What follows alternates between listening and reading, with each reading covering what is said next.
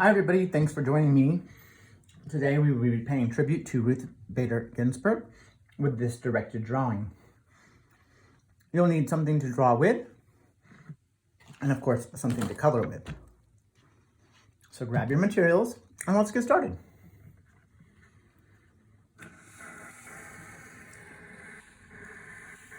We're going to start with a circle for Ruth's head, and then we're going to give her some ears.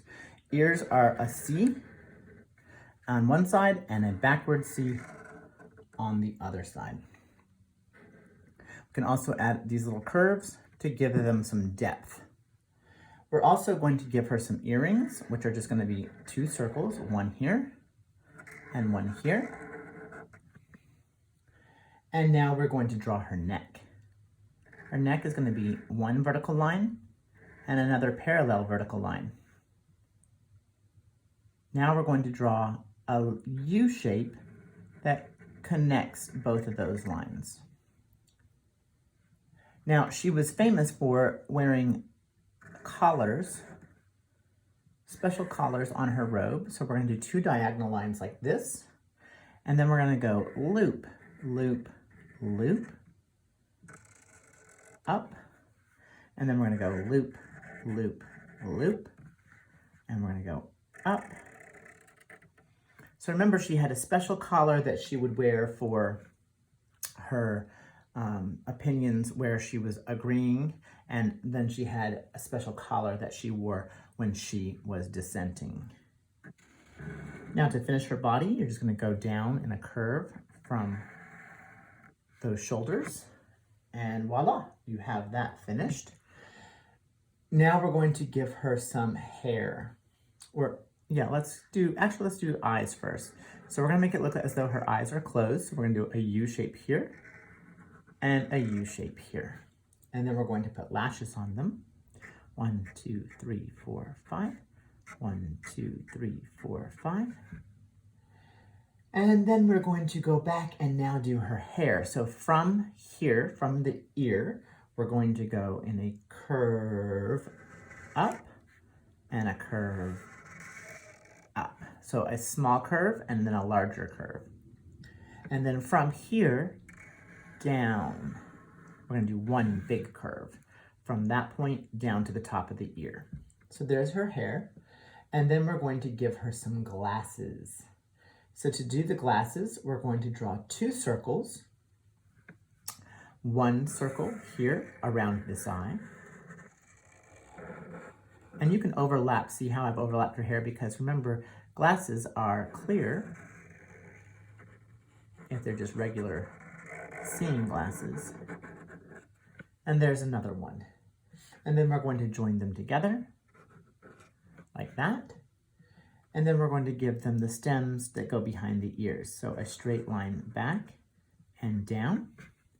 And then a straight line back this way and down. All right, now we're going to do a nose. And for the nose, we're going to do one U shape here. And then we're going to do another U shape here and another U shape here. There's her nose. We're going to give her a nice big U-shaped smile. And then we're going to put some lips on her because she also famously wore some red lipstick. And there we have it. There is our Ruth Bader Ginsburg. It's now time to color. That's all there really is to do for her. And the main color you're going to need is black. We're going to color her hair black. And we're going to color her robe black. And we're going to leave her collar on her robe white. So we won't have to color anything there. And we are going to color her lips red and her skin a peach color. We're also going to color her earrings green, just so that we'll have a little splash of color on our drawing. So when we think of Ruth Bader Ginsburg and we think of all that she did for us, she helped gain equality, particularly for women. But I liked how the book also pointed out that while she was fighting for equality for women, she was at the same time fighting for equality for men, in that men could actually be the people who stay home and do the cooking and the cleaning and taking care of the children. And for so long that had been looked upon as a female role, as something that mothers and wives did. But by fighting for women and their ability to be in the workplace and be paid the same as men and to do the same jobs as men, she was also saying, you know what, men, you can do those jobs that have been defined as being women's jobs. You know, you can be nurses, and you can stay at home and take care of your children. You can be teachers. So she was not just fighting for women, she was also fighting for men at the same time. So we all have a lot to owe her. And I'm very thankful for all that she did. And the firsts that she did, right? Because she was not the first female Supreme Court justice. Do you know who that was? You'll have to look it up and see if you can find out who the first female Supreme Court justice was. But she was one of the first top female lawyers in our country. And think of how hard that was for her. So when you think you're having a hard time with something, it's good to look at people like Ruth who were so successful and say, look at all that she did against all the odds. She was a woman. She was Jewish. She was a mother. Those were not things during her time that made life easier by any means. So she still went to school. She went to law school. She graduated top of her class. She helped raise her 2 children. She had a successful marriage. She was able to have this wonderful life despite the odds, despite all the things that were against her. And so when you are feeling like things are tough for you, you can think of Ruth's story and how she persevered and she fought back when people told her no, and that she was going to pursue her dreams and she was going to work hard. And it paid off. Her hard work was recognized by the President of the United States, who appointed her or nominated her to be on the Supreme Court. And then another part from the story that I really liked was the part about her relationship with the other justice, Scalia, and how they oftentimes very much disagreed on big issues, and that they would have their arguments and that they would disagree with each other, but that they could still be friends and they would hang out outside of their work and that they could do fun things together and still enjoy each other's company. And I think that's an important lesson for all of us, is that sometimes we think that the people who disagree with us, that because they disagree with us, we can't be friends or we can't possibly like each other. But that is clearly not the case, as was evidenced in the friendship between Scalia and Ginsburg. So I'm coloring her skin, what is this? This is apricot. So if you have something like that, apricot or peach, you could use that.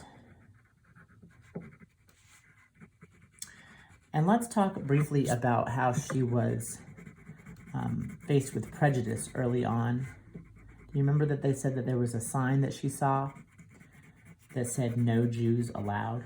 And she was Jewish. And the strange thing is that she had left her country in Europe as a baby with her parents, hoping to come to America for freedom and to be free from religious persecution. And that means that they were being treated unfairly because of their Jewish religion. And they came to the United States hoping that it would be better here, only to find out that that same persecution that was happening in their home country was actually still happening here too. And the crazy thing is, those kinds of things are still happening today in 2020. And that's why we're having so many marches and protests, because people are tired of being treated unfairly because they may think differently, they may look different, they may practice a different religion. And when I say different, I mean different than what? Maybe the whatever is considered the norm. But we shouldn't treat people unfairly because of their skin color, their religion. We shouldn't treat them unfairly because of their gender, what they like or dislike, who they love. We should just accept people for who they are. And that's why I encourage you all to come to the library. Because reading books about different people will help you feel better about them and help you understand them and empathize with them. So you have to see that there is nothing to fear when someone is different from you. That reading their story helps you to better understand who they are and why they like what they like, or why they love what they love, or why they celebrate what they celebrate, or why they worship the way that they worship. It's not something that we need to fear. All right, and lastly, we have to color her earrings. I'm going to color them a nice dark green, but you can choose whatever you want because it's just jewelry, right? Let me see if I can find one. This one's called asparagus. That sounds fun. Yeah, that's a nice dark green. I've seen an actual picture of her with these green earrings, so that's why that comes to mind for me, but of course you can choose whatever you would like. And there is this rapper named, or there was, he's passed away now, named the Notorious B.I.G., and people then adopted that name for Ruth Bader Ginsburg, and they call her the Notorious R.B.G. And so I'm going to write that on mine. And you can too if you want.